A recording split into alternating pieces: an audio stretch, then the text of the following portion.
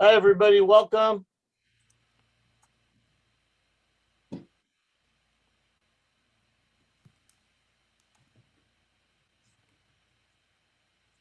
How's your week going? Hi, Jay.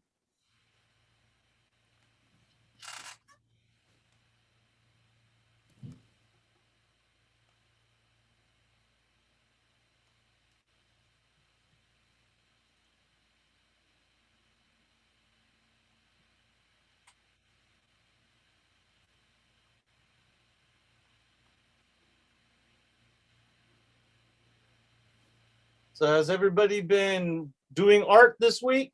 Working on their projects?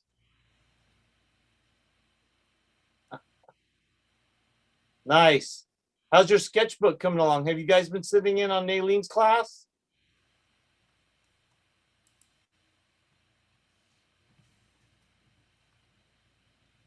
Well, right Thumbs now up. I'm kind of working on the charcoal drawing I did started the other week, and I'm just throwing in some pastels. Now, charcoal you can lay on top of it. So I fixed it. You could use, they have spray fix to fix charcoal, or you can also use hairspray. Hairspray will do the same thing. With charcoal, though, when you do fix it, just pay attention that your subtle shades of gray you may lose because it'll flatten everything and it'll make your darks darker. So I'm curious if anyone wants to share any of your sketchbook work. Nathan, have you been doing the sketchbook? I know Jay probably has.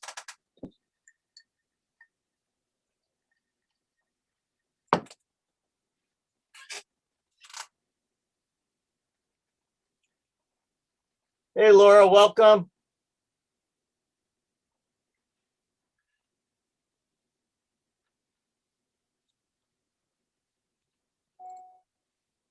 So what I've been doing, I just been playing with pastels. I don't know if any of you played with pastels. Pastels, like watercolor and anything else you work with, um, is going to react to your surface. So if you can see how the pastels are reacting to this surface, it's not completely flat. You can see there's stippling in the because it's the texture of the paper. If I wanted flat, I could probably go in and smoothen this down so that by rubbing it, it fills into the little nooks and crannies of the paper. If that's what you want, if you want a nice solid form and you don't want to see that stippling, you could do that. To me, I don't mind the stippling. Depends, what effect you're going for. If you want that clean look, once again, like charcoal pastels, not the cleanest route to go, as you can see. You'll get dust everywhere, but it's part of making art. Laura, have you been doing the sketchbook? Avery? Because I know Naileen's been doing the sketchbook, and I think that's a great thing to do. I'll share with you one of my sketchbooks that I started a bit ago. It has some of my computer 3D notes in it, but it also has just general sketchbook. You should carry your sketchbook if you can, wherever you go. If you're out, even if it's a small pocket sketchbook. I generally, if I'm going out and sketching, like cafe sketching, or if I go to Disneyland or the mall, I'll bring my backpack and it'll have a small assortment of art supplies in it. Okay, so if you guys don't mind sharing, I would love to see what you guys have done so far for your sketches. Part of making my day, part of what I look forward to is seeing your guys' work. because that feeds me. That feeds me because it shows me that you guys are growing. You're doing art.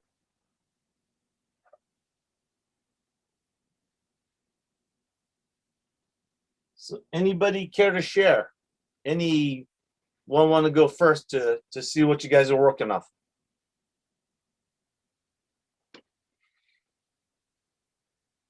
No? Jay, you got something to show us? I would like to see your sketchbooks if you guys don't mind. What are you working on, Nathan? No problem. Nathaniel, what are you working on?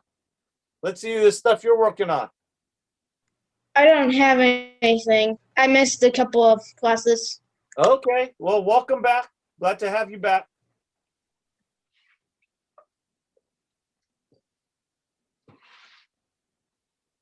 Avery, anything you can share at the moment? If not, don't worry about it. We can come back to it. Jay says maybe in a bit. No problem. Sounds good. Avery says not right now. Okay.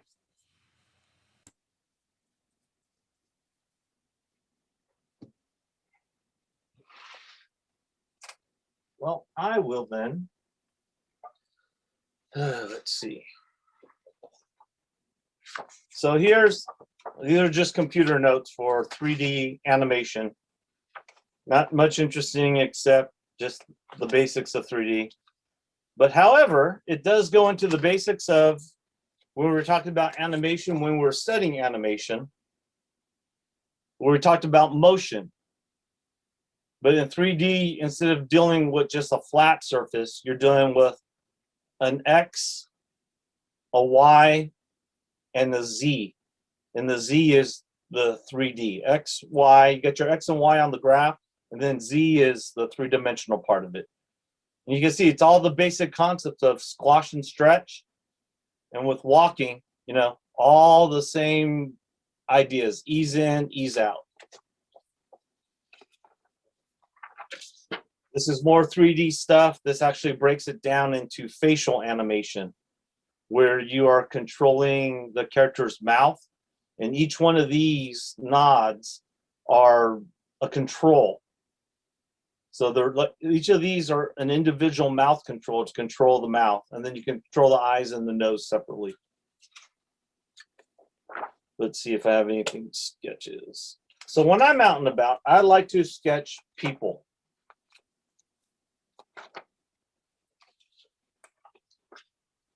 So I'll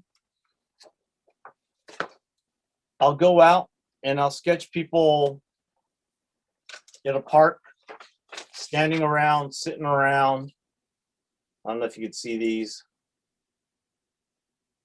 So these all little sketches. They're about a minute and a half, 2 minutes each, where I'll just go and you can see the gestures. Gesture is big in part of sketching or just figure drawing. There's a lady leaning on her little stroller. You can see her attitude, like she's tired of waiting. Little guy with a backpack. Little girl in a dress. Someone at like a little candy cart. But these are all a bunch of little sketches in your sketchbook. These are great exercises. These are great exercises just to fill up your sketchbook. On like, see, I just throw a little color in. You just throw a little color in, and it makes all the difference. Someone reading a newspaper, a couple sitting down on the grass, people sitting down in front. I think this was a theater. So sketch, sketch, sketch. This was, I think these were from Disneyland. This was at a bookstore. Now, when you're sketching, there's no right or wrong. You just try to capture it, especially if the person's going to move, because no one really sits still unless they're modeling. More sketches.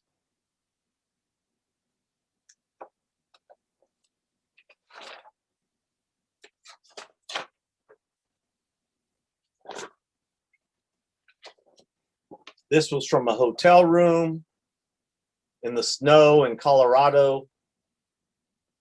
So, and you see how I got this wash?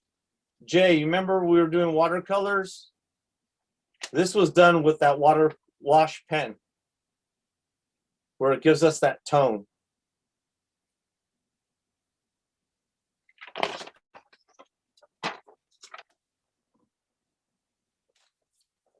So this was a study. So this was a study where I was doing a painting. It was actually for a red dot auction. And it was Gossamer and Bugs Bunny. I ended up doing a Gossamer and Bugs Bunny piece, but it was a different orientation than this one.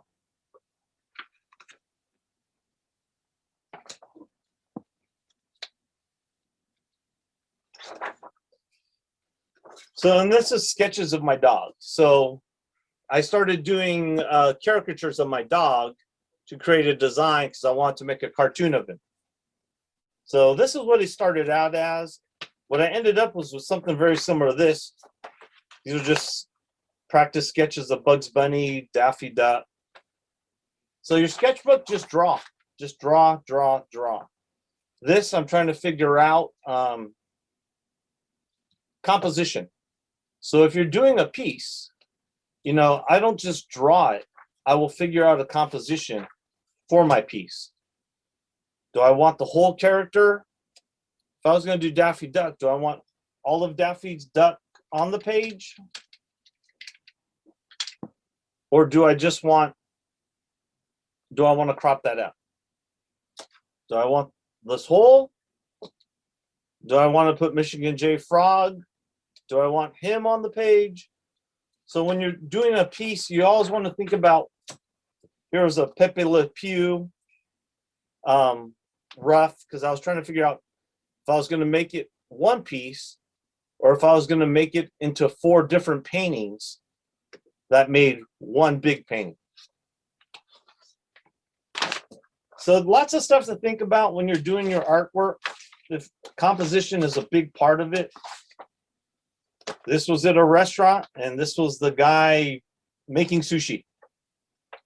So with your sketchbook, it's your journal of what you've done for the day, where you're going, you know, what you've been. And this was my friend's dog. Caricature of my friend's dog, Trixie. So draw, just draw. Whether it's good or not, you just keep drawing. And then, because it's a starting place from where you want to go. So today, I got my gouaches, I have pastels, I might play around with both. This was what I was working on, but I'm going to change it up.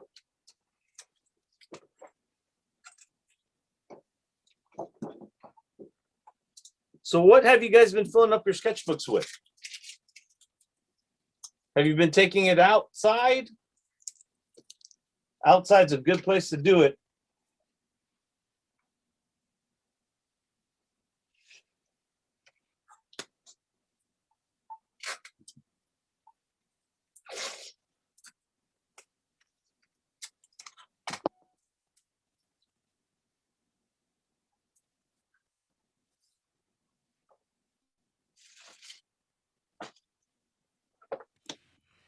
Jay says, my sketchbook is filled with totally random garbage. That's not garbage. Random's fine. But you know, it's your artwork. It's not garbage. It's your journey.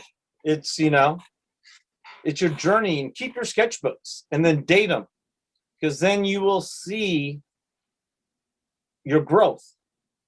You know, you'll look back, oh wow, this was done in 2021. Now this is 2023. 2 years, you could see the evolution of your art. I picked up, I ordered a couple of, this is a Pilot Varsity disposable fountain pen. I don't know if you've worked with a fountain pen or not, but they're great for sketching. You know, we all have those drawings, and that's how we learn. You know, we have those drawings in us. You know, you go to an art show, you're going to see the best that the artist put out there. You're not going to see his mediocre stuff or the stuff he's been practicing on. Like when you watch animation, you're watching the best, the finished piece. You're not watching the tests. Oh, that didn't work. Let's change this. So, you know, it doesn't come out of the box finished. You know, though everyone looks at a comic book and go, wow, that's great. A lot of people have to work to get it to that point. Like we all do, like most of us do. You have some Mozarts who are genius. I have a friend who's pretty amazing, but he still has to work at certain things. Maybe not as hard as some of us, but it still takes work. Don't give up. Just keep going. Just keep drawing. It's all part of the process. It's all part of the process. So I'm just going to play around with my fountain pen today. I might do gouache or I might do pastels. Have yet to decide. I'd like to see what you guys are working on. Yeah, exactly what Scott said. It's not garbage.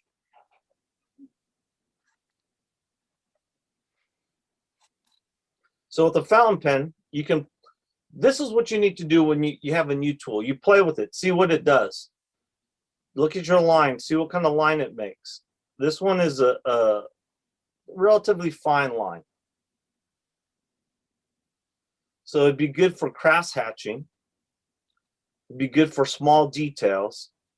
It'd be great for sketching. So this would be good for sketching, let's say a landscape.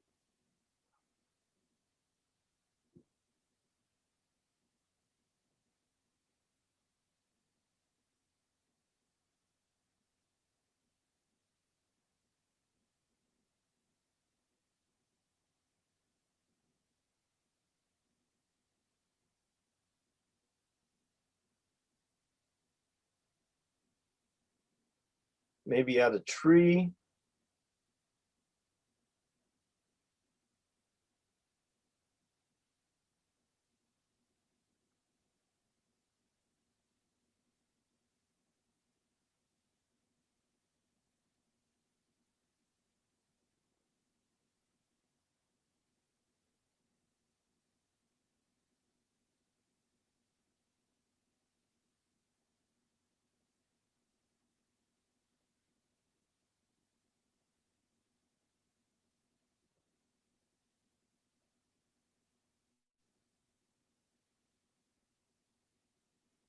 Maybe add some bushes back here or another more landscape.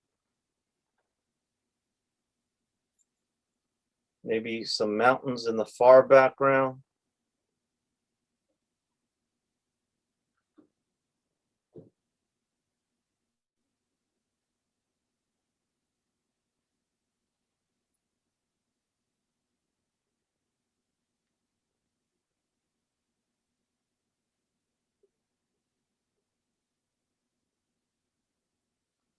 And just figure out what you're working with. Figure out, maybe I want to add more trees back here.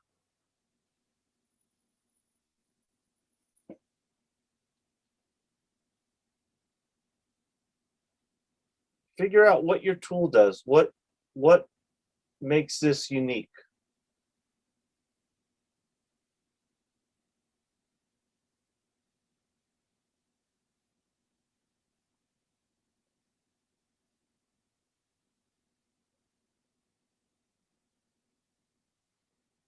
Maybe some clouds, a skyline.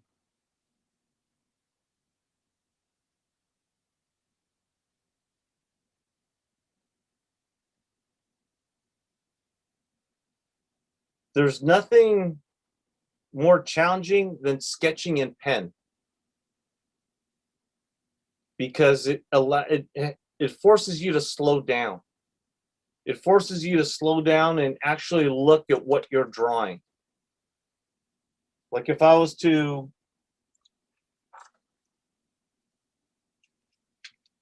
there's a cup sitting right here. So if you're looking at the cup, you're going to look at it to see how tall it is, how wide it is, and slow down and really look at what you're drawing. So if I'm going to be honest and look at this cup and I want to draw it,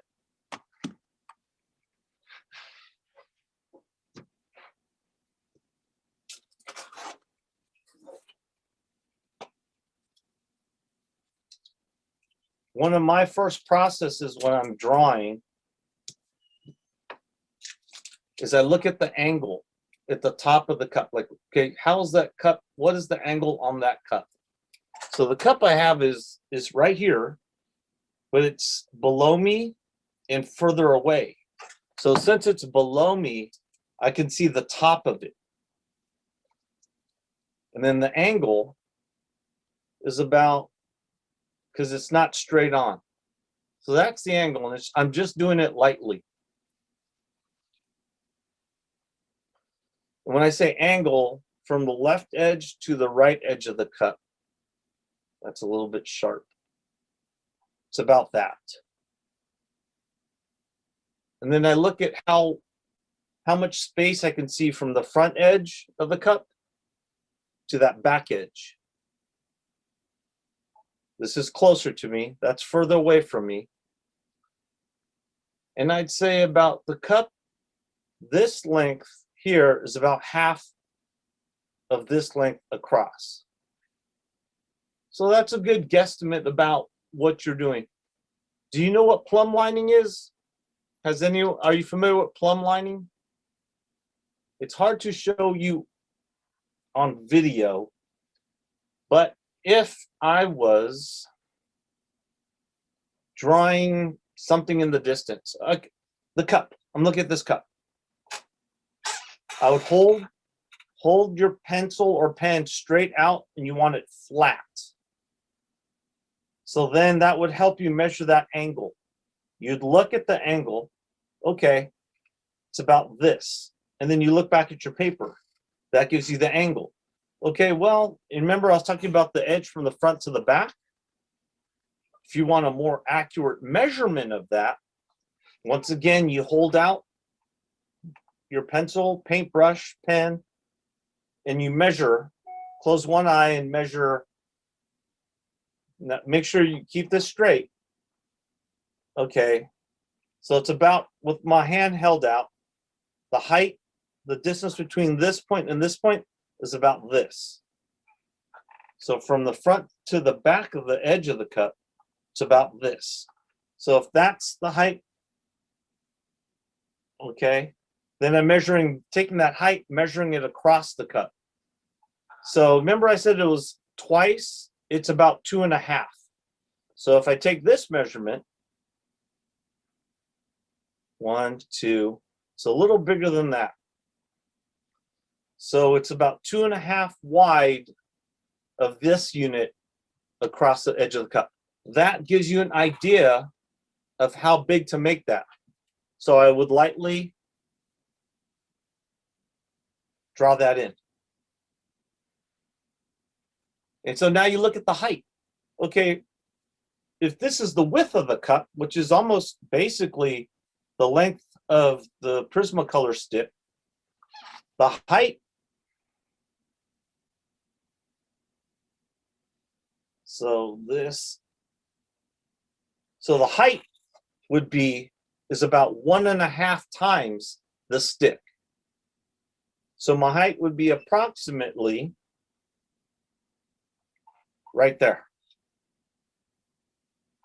So from here, 1.5. We're plumb lining. This helps give you basic measurements and proportions, helps you with angles. And the same thing. So now if you look at the bottom of the cup, remember how we talked about ellipses before?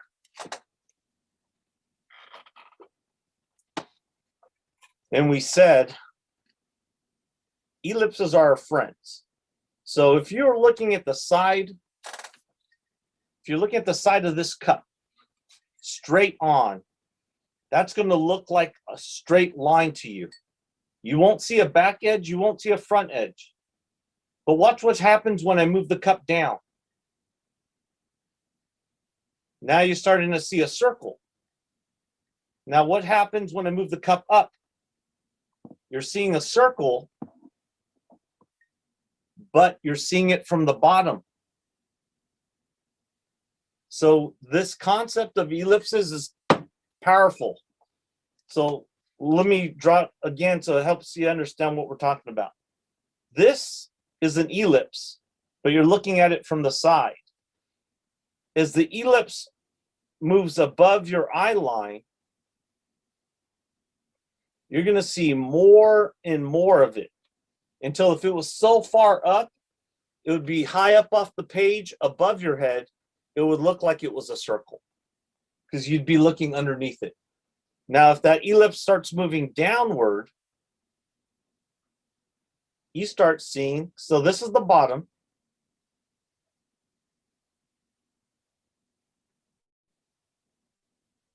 So if this ellipse starts moving below your eye line, you start seeing the top of it. So it's just like this lid. I'm holding this lid up, and this is right at your eye line. So it looks completely flat. If I raise it, you're going to start seeing that bottom. And once it gets so far up, it's going to look like a circle. If I lower it, you're going to start seeing the top. And as I go further and further down, it'll keep going till it looks like a circle too. This will help you with your perspective in your drawings. I kid you not. It's pretty powerful. It's like when someone's looking up. You know, when someone's looking up, you got that perspective of underneath. That becomes foreshortened. So everything's layered on top of each other. You guys are doing good. If you can get this concept, that's awesome. Okay, so now going back to the cup, because the bottom of the cup is lower than the top of the cup below my eye line, I'm going to see a little bit more of the bottom. So the ellipse here should be wider. The bottom of the cup's smaller because the cup is smaller at the bottom. The cup is smaller at the bottom than the top, but because it's below me, I'll see more of that ellipse at the bottom of the cup.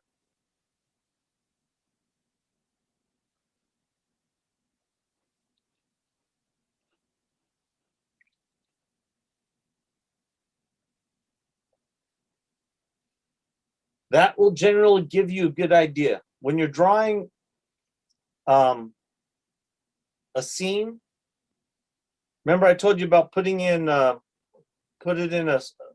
frame, but also try to make a horizon line and throw in some perspective lines on where you want, on what's going on, because it'll help you lay out your characters and your drawing.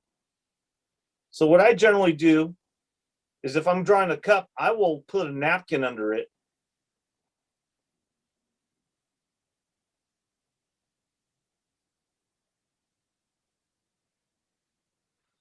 And that helps establish your horizon.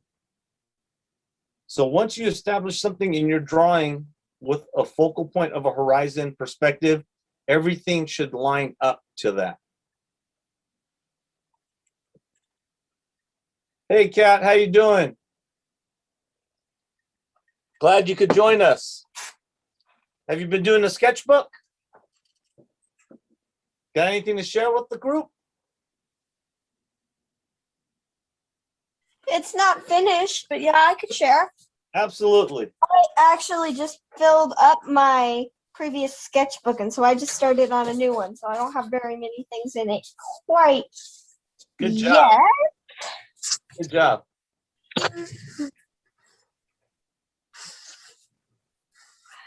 Hey, I like that. Is that another dragon? Axolotl dragon thing, and then Cool. let's see. I also have this, which is a new character of a species called snails, but it's not spelled snails, and they're very cool. So tell us about the character. What kind of species is it? It's a snail, but not like the animal that we have. So it's its own species. Yes. What's are its characteristics? The species or the character? The species. Well, they usually have short legs, long antenna, and they always have feelers. They can be any size, but they're usually pretty small. And their central organ is behind their eyes. Wow.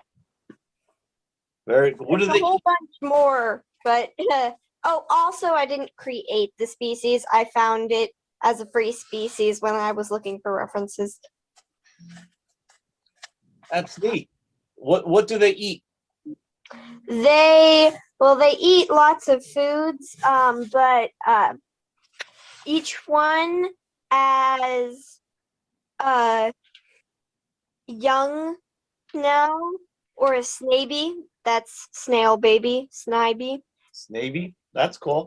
As a snail baby, they investigate and find a favorite food, and then gradually they start smelling that food, and occasionally take on characteristics of looking like that food, but not usually. Interesting. That's kind of neat. Thank you. Very cool. Thank you for sharing. So I was working on pastels, and like I said, this month everybody's working on their own projects. If there's a personal project you want help with, or there's something in particular you want to work on, jump in. Avery, Jay, Nathan, they're all kind of, doing their own stuff, which that's what this month is about, is exploring. So if you want to try or introduce something, try if there's a medium you haven't tried, like oil painting or something like that. That's a good one to try too.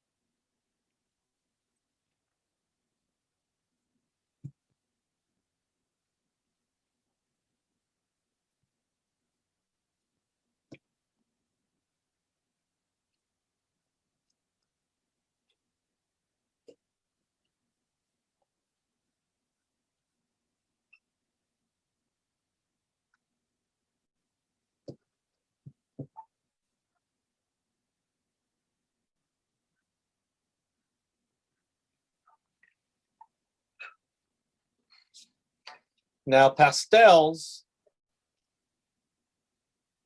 it depends how you want to work with them. It's like oils in a sense where you layer. So you'll start with, I start with a lighter color and then I'll layer darker colors on it. But you don't want to cover it completely because you want some of that color to come through. So you just slowly build and build. Right now I'm kind of rushing it just so because we've got about 10 minutes left. And I have two different kinds of pastels. I have Rembrandt soft pastels and I have design pastels. The Rembrandts are wide and thick, like a big piece of charcoal. And the design new pastels are thin and hard. So these are softer. So these ones can cover big areas and they're very soft. But if I want detail, then I can use this and I can go back in and then, like I did with this character here, where I added some detail because I went back in with the harder pastel. It was almost like the charcoal drawings where I used a softer one and then I went in for more of the detail with the sharper and harder charcoal.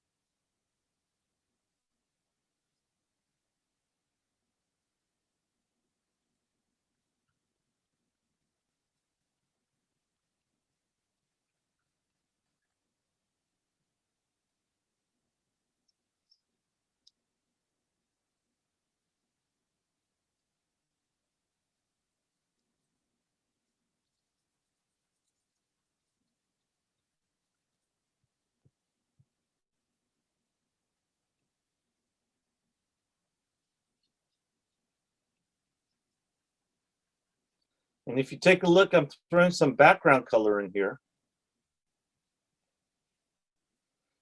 The background color I'm using is a cool color because I used warm colors on the flower. So that'll help give that a little punch to the actual piece. So I'm basically using complementary colors. Complement to blue is orange, green is red. Yellow, if I have more time, I might throw some purple accents in here. But the complement to yellow is purple.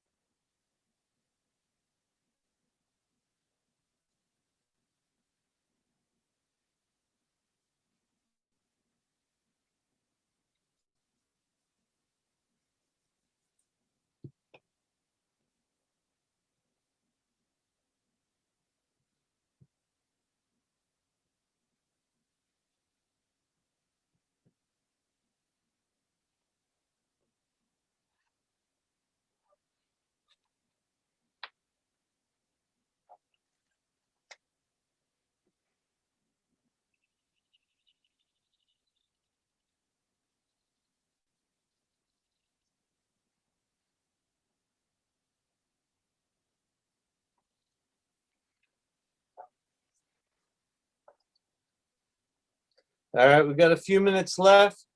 Anybody want to share their sketchbooks?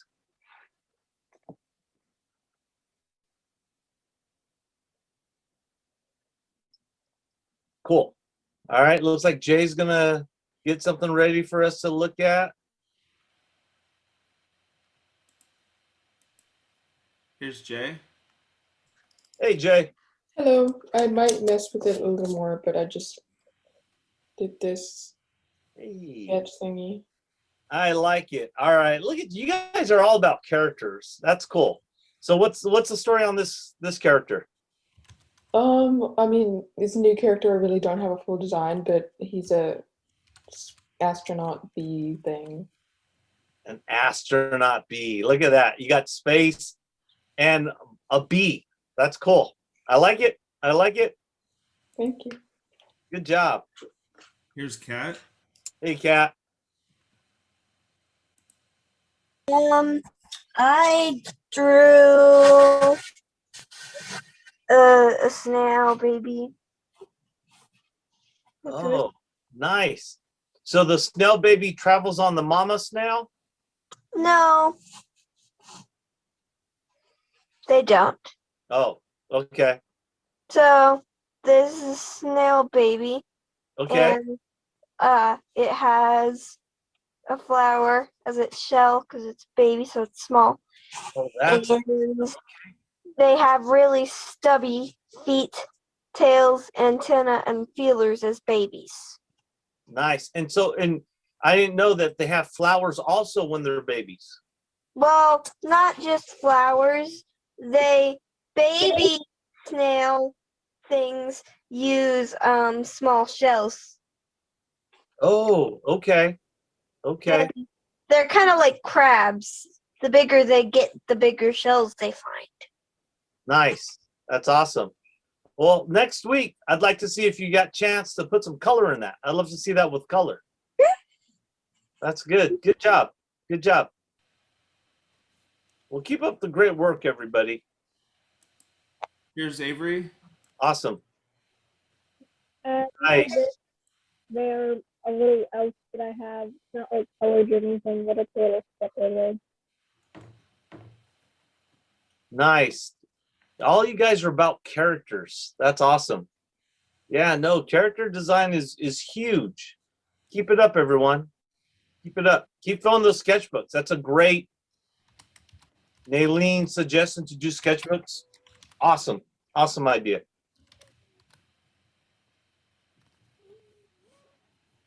I like your design.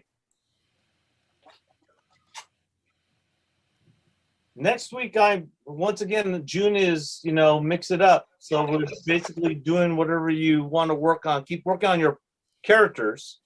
If there's something in particular you want to see, send me an email or let me know, and we'll try to work on that. But you can work on your watercolors, your animation.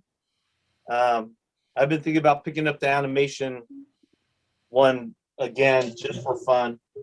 But there's so many things to do. Painting, charcoal, everything. You know, sculpting. I just found some of my sculpting tools. That's something that's always fun. Once again, messy, but fun.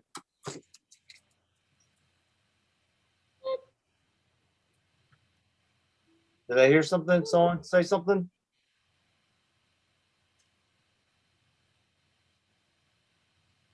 So,